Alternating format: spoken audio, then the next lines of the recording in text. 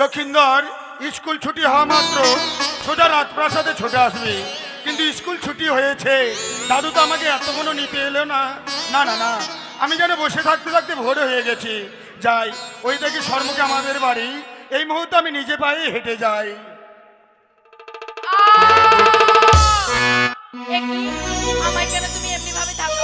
তোমায় আমি ধাক্কা মেরেছি?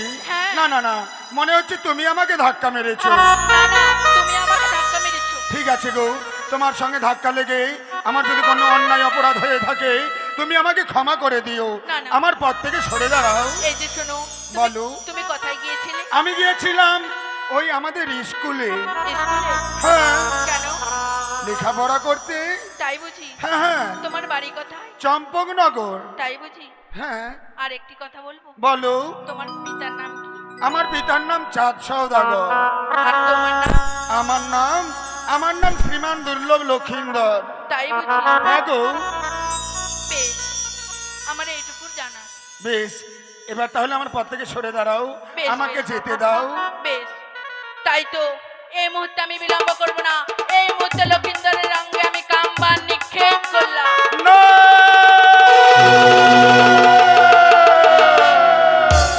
সে কি একটি অপূর্ব সুন্দরী পথ মাঝে এসে আমার সঙ্গে কতগুলো কথা বললো, তার কথা না রেখে আমি চলে যাচ্ছি।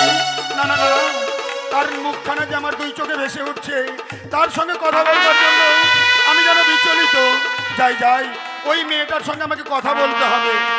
এই যে শুনছো, বলো। কি সুন্দর যেন তোমার দুটি চোখ, তাই বুঝি? কি সুন্দর যেন তোমার মুখখানা। তাই? জানতে পারি তোমার নামখানা কি গো? আমার নাম সোনা। সোনা? হ্যাঁ। জানো সোনা, জানো বলো। প্রথম আজ তোমার সঙ্গে সাক্ষাৎ হবার পর মনে মনে আমি তোমাকে ভালোবেসে ফেলেছি। তাই বুঝি? তাই তোমাকে কাছে পেলে আমার জীবন ধন্য হবে, আমি ধন্য হব। আচ্ছা বলো, তোমাকে কাছে পাওয়ার জন্য এমন কি আমাকে করতে হবে? কি করতে হবে জানো? বলো। তোমার তো বিয়ে হয়নি। হ্যাঁ হ্যাঁ। তুমি এই মুহূর্তে ছুটে যাবে তোমাদের গোসা মন্দিরে। গোসা মন্দিরে? সেখানে তোমাকে খোঁজার জন্য কেউ আসবে। হ্যাঁ। তোমার দাদুকে বলবে যদি আমায় বিয়ে দাও তাহলে আমি এই গোসা মন্দির থেকে বিয়ে। বেশ বেশ সোনা, বেশ। এই মুহূর্তে তোমাকে কাছে পাওয়ার জন্য আমি যাব না মায়ের কাছে ফিরে, আমি তোমার কথা মতো প্রবেশ করলাম আমাদের ওই গোসা মন্দিরে।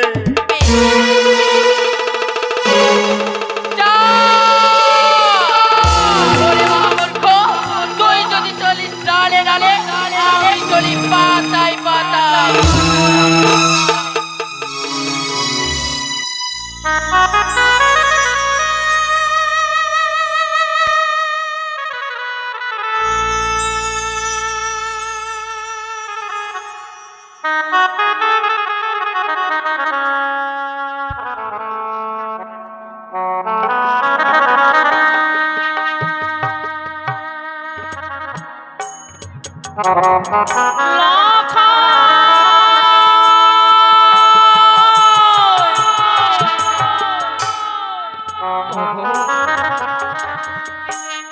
ওগো, তোমরা কেউ আমার লখাইকে দেখেছ? দেখো না, আজ সন্ধ্যা ঘনিয়ে এলো, কিন্তু আমার লখাই যেন এখনো আমার কাছে ফিরে এলো না। সেই লখাইকে দেখতে না পেলে আমি থাকতে পারি না। সেই লখাই যেন আমার কাছ থেকে কোথায় লুকিয়ে রয়েছে। ওরে ওরে লখাই, একেবারে ফিরে আয় বাবা। অমন করে তুই আর লুকিয়ে থাকিস না রে। দেখ না, তোর বিহনে রাত বাসার যেন আয় না রে লখাই। ফিরে এসে শুধু একটি বড় মেয়ে মা বলে ডেকে সান্ত্বনা দে না।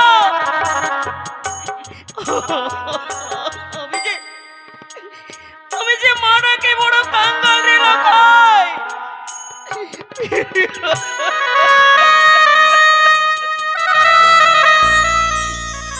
কোথায় গেলি রে?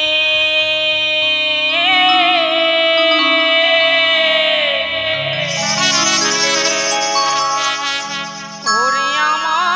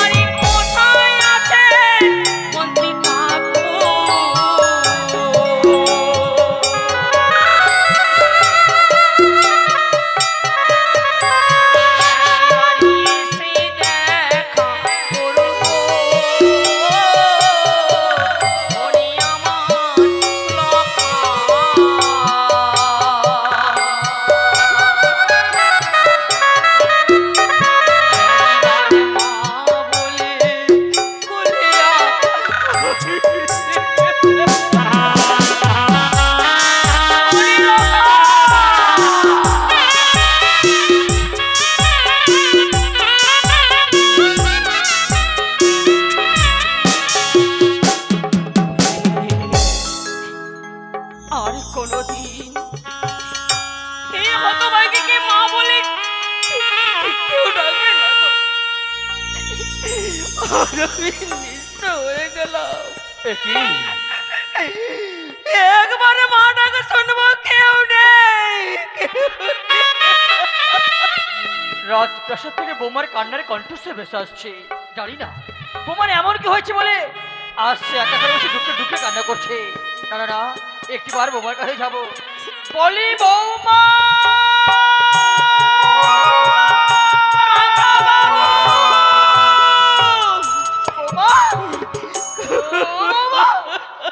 কি হয়েছে তোমার বৌমা? কেন কেন আজকে দিনে অমন করে একা ঘরে বসে টুকরা টুকরে কান্না করছো তুমি? কাকা বাবু, বৌমা, আজ যাকে বক্ষ মাছে পাবার পর হ্যাঁ আমি শত শত ব্যথা বেদনা ভুলে গিয়েছিলাম। বৌমা, আমার বুকের মানিক, আমার লকায়,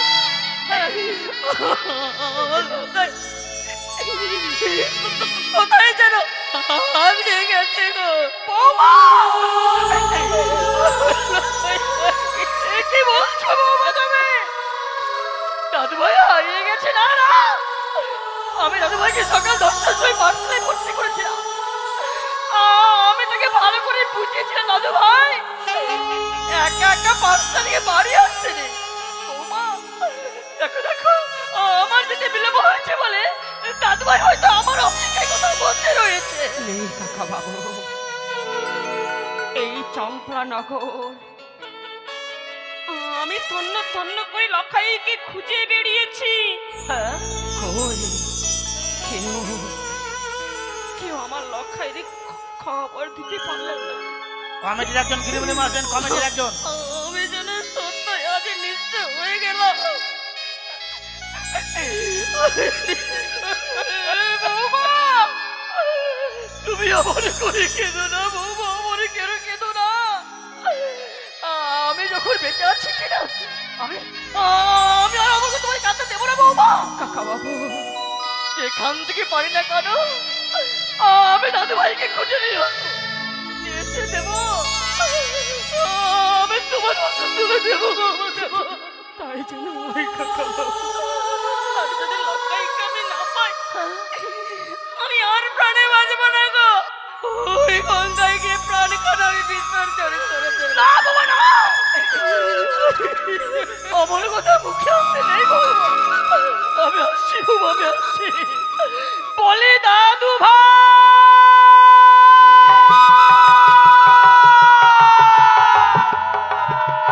চলে গেল। ওরে লখাই, তুই না আমায় বলেছিলিস মা তুমি সুন্দর করে আমার জন্য বাটি ভরা দুগ্ধ সজ্জিত করে রেখো, পাঠশালা থেকে ছুটি হলে ফিরে আসবো তোমার কোলে। তোমার হস্তে বাটি ভরা দুগ্ধ আমি পান করবো। আরে দেখ না, আমি তোর জন্য বাটি ভরা দুগ্ধ সজ্জিত করে রেখেছি।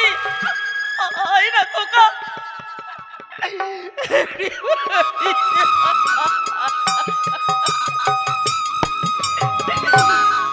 ওরে রইল পড়ে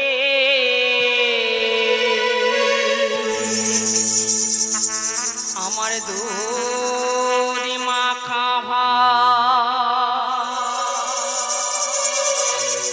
আমার লখাই বুঝি না।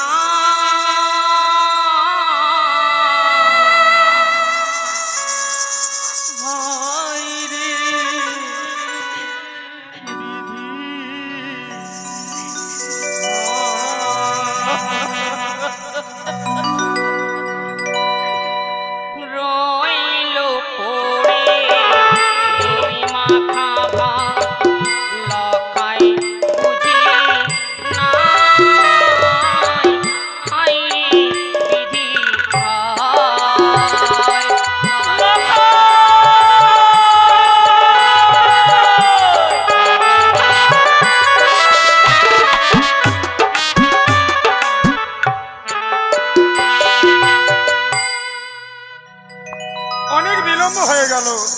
আমি গোসাঘরে প্রবেশ করেছি, কিন্তু এখন পর্যন্ত আমাকে নিয়ে যাওয়ার জন্য কেউ এলো না। না না না, কিছুক্ষণ অপেক্ষা করে দেখি আমাকে নিয়ে যাওয়ার জন্য কেউ আসে কিনা। দাদু ভাই,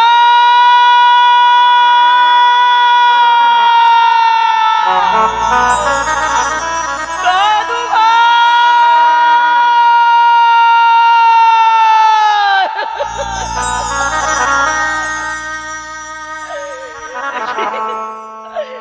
আজ সারাটি চম্পক নগর আমি তন্ন তন্ন করে খুঁজলাম, পেলাম না। কোথাও দাদু ভাই সন্ধানে পেলাম না। কেউ যেন আমায় বলতে পারলো না দাদু ভাই আমার কোথায় রয়েছে। দশটা নেই, পাঁচটা নেই, একটি মাত্র দাদু ভাই আমার। ওরে ওরে আমার প্রাণের দাদু ভাই, ওরে তুই কোথায় রয়েছিস একটি বার? ওরে একটি বার দাদু, দাদু বলে আমার বুকের মাঝে আয়। তুই কি জানিস না দাদু ভাই, তোকে ছাড়া যে আমরা এক মুহূর্ত থাকতে পারি না। কেন কেন আমাদের সকলকে ফাঁকি দিয়ে লুকিয়ে রয়েছে?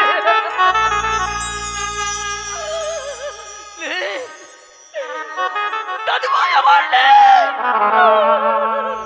আমাদেরকে ফাঁকি দিয়ে হয়তো দাদু ভাই অনেকই দূরে চলে গেছে। হতে পারে না, আমি বৌমাকে কথা দিচ্ছি, বৌমা যেখান থেকে পারে না আমি দাদু ভাইকে খুঁজে নিয়ে আসবো। হলো না, হলো না বৌমা, আমার সেই আশা পূর্ণ করতে পারলাম না। আমি তোমার লকাইকে খুঁজে পাইনি বৌমা, কিন্তু না, আমি যদি ফিরে না যাই বৌমা হয়তো কাঁদতে কাঁদতে পাগলই হয়ে যাবে। তাই বিলম্ব না করে আমি যাবো, আমি বৌমাকে বুঝিয়ে রাখবো, আমি বৌমাকে বুঝিয়ে রাখবো। আজ এই গোস্বাম মন্দিরের দরজা বন্ধ, কিন্তু এই মন্দির দরজার মধ্যে মানুষ থাকে না। তবে তবে কি আমার দাদু ভাই এই গোস্বাম মন্দিরে প্রবেশ করেছে? না না না, এই কি করে সম্ভব? যার পিতা রাতারে দলে পাতালে শুকায়, সোনার কুমড়ো ভূমিতে গড়া গড়ি খায়, তার পুত্র কি কারণে এই গোস্বাম মন্দিরে প্রবেশ করবে? কিন্তু না, আমার মনটা যেন কেমন কোগাইছে। একটিবার ডেকে দেখি, বলি কে কে তুমি রয়েছো গোস্বাম মন্দিরে? দাদু নাকি? দাদু ভাই, দাদু কি করেছো তুমি? বিলম্ব না করে ওই ঘরের দরজা খুলেছো, দাঁড়াও, বাইরে বেরিয়েছো দাদু ভাই। দাঁড়াও দাদু, আমি এই গোসাঘর থেকে বের হতে পারি।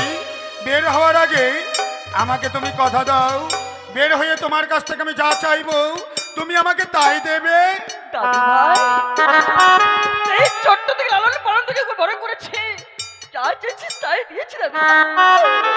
আজ যখন বলছিস কথা দিলাম, যা চাইবে আমি তাই দেবো দাদু ভাই। বেশ দাদু, এখনই আমি দরজা খুলে দিচ্ছি। এসো, এসো, এসো, এসো। দাদু ভাই, দেখো, দেখো, এত সুন্দর বদনখানা, ওই গোস্বাম মন্দিরের মশাগুলো কিভাবে কামড়ে কামড়ে ফুলে দিয়েছে দাদু ভাই। কিন্তু আমি তোমার কাছে কি চাই জানো দাদু? দাদু ভাই, আর কেনই বা আমি এই গোসাঘরে প্রবেশ করেছিলাম? দাদু ভাই শোনো, বলো। তুমি যদি তোমার মনের কথা আমায় প্রকাশ করে না বলো, আমি কি করে বুঝবে বলো? ও গো শোনো শোনো, ও গো দাদু, দাদু বলি যে তোমারে আমি স্কুলেতে আর যাব না গো। ও গো দাদু তুমি জানাবে পিতারে দাদু ভাই, আমি স্কুলেতে আর যাব না, দাদু জানাবে পিতারে।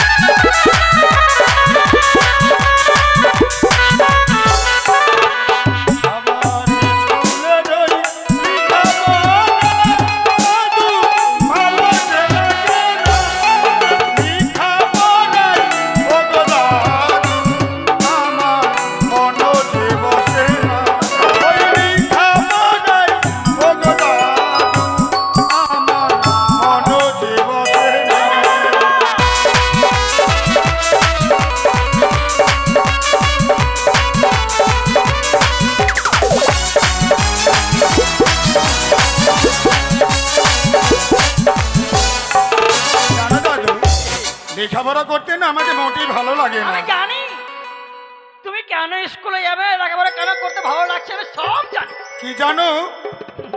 রাজার ছেলে তো পড়াশোনা করে করবে কি? আমি জানি দাদু ভাই তুমি নিশ্চয়ই ব্যবসা করতে চাইছো। আমি আর ব্যবসা? হ্যাঁ। না না, আমি কোনো ব্যবসা করব না। দাদু ভাই তুমি স্কুলে যাবে না, তুমি লেখাপড়া করতে চাইছো না, আবার বলছি চলো ব্যবসা করবে, তুমি সেটাও করবে না। না, তবে তুমি কি করতে চাইছো? ওই না লেখাপড়া ছেড়ে দাদু, দাদু, বিয়ে যে করিব, বিয়ে যদি না দাও দাদু, আমি প্রাণে মারা যাইব। বিয়ে যদি না দাও দাদু গো, আমি প্রাণে মারা যাইব।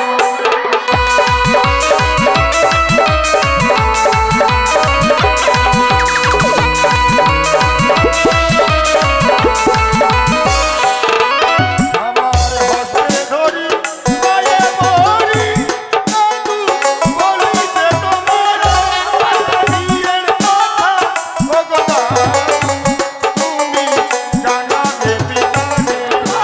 বিয়ের কথা, ও গো দাদু, তুমি জানাবে পিতারে। ও দাদু, ও দাদু।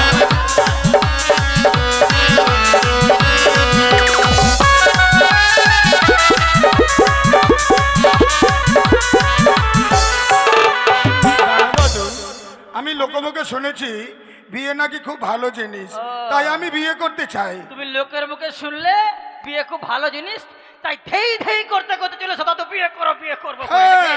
হ্যাঁ? তুমি আমাকে দেখো, তোমাকে? লোকের কথা কি শুনছো আমি থাকতে? আচ্ছা, আমার বয়স কত বলো? তোমার বয়স 80 পেরিয়ে গেছে। হ্যাঁ, 90 ছুঁই ছুঁই। আমি বিয়ে আচ্ছা। করেছি, তোমার দিদা আছে? ও, তুমি বিয়ে করনি বলে আমিও বিয়ে করব না? না দাদু ভাই, আমি সেটা বলছি কিন্তু না। শোনো, এক সপ্তাহের মধ্যে যদি তুমি আমার বিয়ের ব্যবস্থা না করো, হ্যাঁ। আমি কি করব জানো? কি করবে তুমি? তোমার সঙ্গে মায়ের কাছে ফিরে যাব না, ওই দেখা যায় সরকারি সেই নদীতে গিয়ে আমার এই সুন্দর প্রাণ আমি বিসর্জন দেব।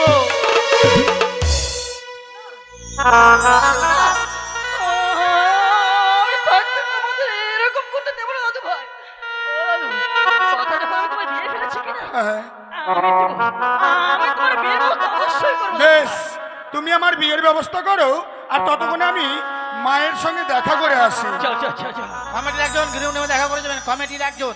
হাইরে স্টুডিওতে দাদুর বছর বয়স যার, সেই ছেলে আজ বিয়ের জন্য পাগল হয়ে গেছে, কথাও যখন দিয়েছে তাই বিলম্ব